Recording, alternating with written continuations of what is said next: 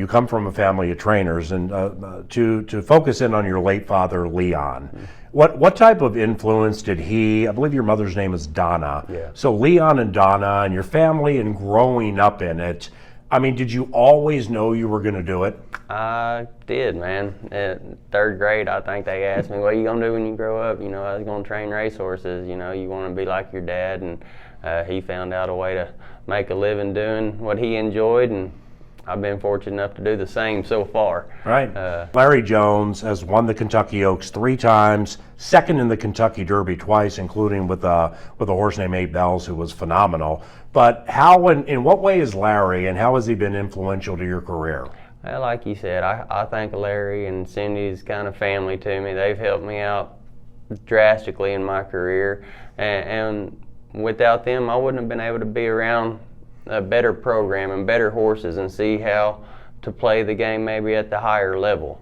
I grew up with cheaper type horses. We didn't come from owners and facilities that had $1 million horses, so to fall into a spot like that during his golden years, I just happened to be there and got to get on 8 Bells and Hard Spun and Haverty Grace and a bunch of the horses that were considered greats. Yeah.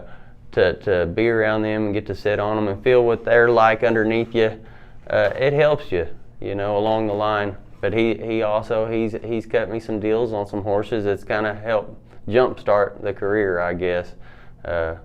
You're able to buy better vitamins if you're able to win a race, but it's hard to buy the good vitamins if you can't win the race. So without a good horse, it's kind of a damned if you do, damned if you don't. Right. Now, we mentioned earlier in closing, your fiance is Canterbury Park jockey Kelsey Haar.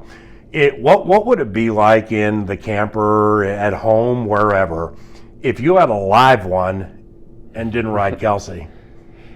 She's been beat before, and I've been beat by her, and if she takes off my horse to ride something else, she knows I'm all in trying to outrun her butt, and she's doing the same for me, Yeah. And actually, I had a filly there at Oaklawn, caught a good trip, and actually we kind of race rode Kelsey and held her in a hole, and she was coming to me at the wire, but I beat her, and I got to rag on her a little bit. So is dinner in the camper, like if a situation like that pops up, like, no, fine. No, everything's fine. Well, what time you need me tomorrow? Yeah, there's definitely times, when a horse gets a bad trip or whatever, there's frustrations in the game, but I always know she's got my best interest at heart, and vice versa. I'm always rooting for her.